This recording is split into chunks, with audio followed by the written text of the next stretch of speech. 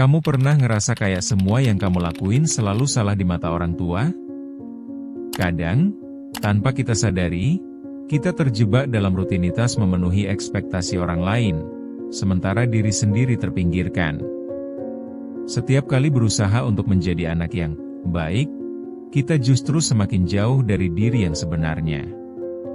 Kenapa sih kita bisa segitu takutnya buat mengecewakan orang tua? Padahal mungkin mereka pun gak minta semua itu dari kita. Saat kita terlalu fokus pada apa yang orang lain harapkan, kita sering lupa untuk bertanya pada diri sendiri, apa sih yang sebenarnya kita inginkan?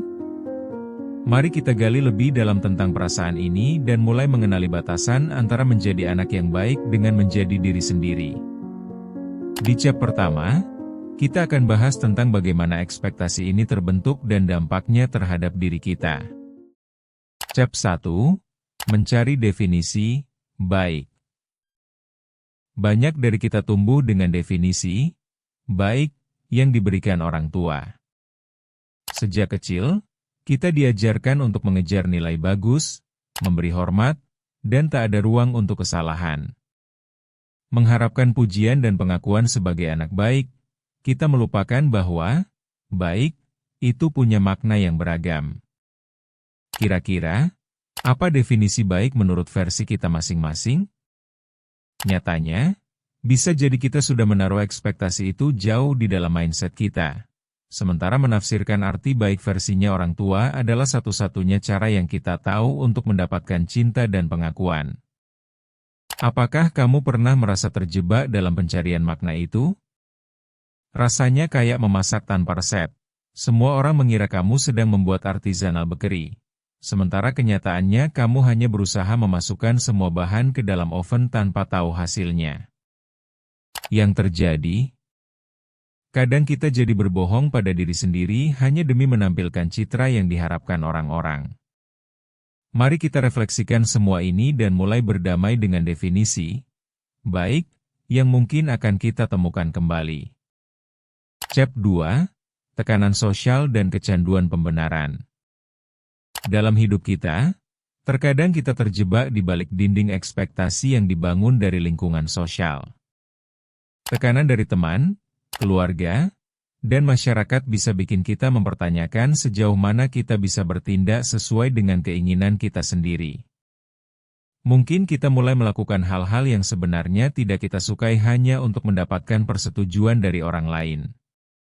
Perlu kita ingat, di era informasi ini, kita seringkali terjebak dalam pembenaran, seakan semua yang kita lakukan akan dianggap benar asalkan itu sesuai dengan norma yang ada. Wajar, sih, kadang merasa perlu untuk menyesuaikan diri, buat diterima. Tapi, apakah kamu sadar bahwa proses itu justru bikin kamu lebih jauh dari diri sendiri? Saat kita berusaha memenuhi ekspektasi orang lain, kita cenderung jadi robot yang mengabaikan perasaan dan insting kita. Sekali lagi, pertanyaannya adalah, seberapa penting sih persetujuan orang lain bagi kita? Ketika kita mulai menyadari hal itu, mungkin kita akan lebih mudah menemukan kebebasan dalam bertindak sesuai dengan nilai dan keinginan diri. Chap 3. Dilema antara impian dan tanggung jawab.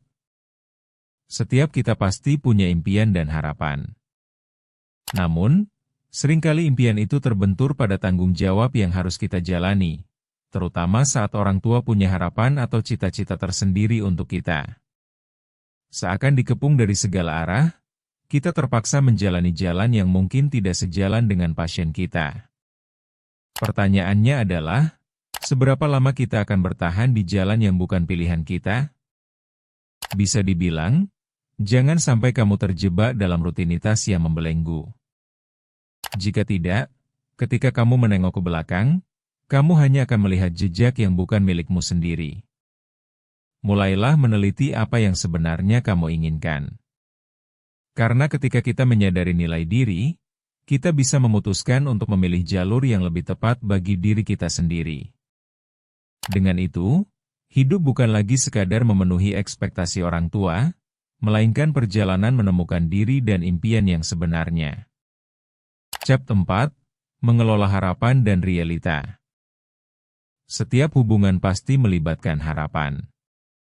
Namun, seringkali harapan ini berhadapan dengan realitas yang kadang pahit. Kita ingin menyenangkan orang tua, sedangkan mereka mungkin tidak mengerti betapa beratnya ekspektasi yang mereka paksakan. Inilah saatnya kita harus mampu mengelola harapan dan realita dengan cara yang lebih sehat. Mulailah dengan komunikasi. Bicara dan tunjukkan apa yang memang kamu inginkan. Jangan ragu untuk mengatakan, "Aku butuh dukungan MU, bukan tekanan." Apakah orang tua akan langsung mengerti? Mungkin tidak. Tapi mengambil langkah pertama untuk membuka pembicaraan adalah kunci untuk memperkuat hubungan tanpa mengorbankan diri. Memahami satu sama lain dapat membantu membuat batasan sehat dalam hubungan kalian. Dengan cara ini, kita tidak hanya mengurangi tekanan, tapi juga membangun pemahaman yang lebih dalam tentang satu sama lain.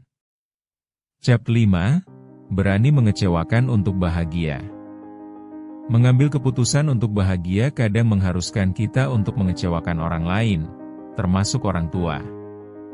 Ini terdengar pahit, tapi ada kalanya kita memang harus berani mengatakan, "Tidak," demi kebaikan diri kita sendiri.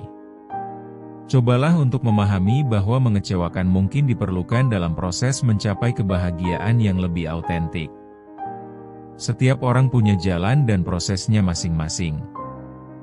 Dan kita juga harus ingat bahwa merelakan ekspektasi dari orang lain tidak berarti kita berhenti mencintai mereka. Kita tetap bisa menjaga hubungan sambil tetap jujur pada diri sendiri. Jadi, inilah saatnya kita berani untuk mengambil langkah kecil ke arah yang lebih baik. Ingat, kebahagiaan itu berharga dan kamu punya hak untuk meraihnya tanpa harus merasa bersalah. Kita semua punya hak untuk menciptakan jalan kita sendiri. Ingat, kamu berhak bahagia dengan cara yang sesuai bagi kamu. Jika kamu merasa ini relevan, subscribe ke Ruang Tumbuh untuk perjalanan memahami diri lebih dalam. Bertumbuh itu proses, bukan lomba.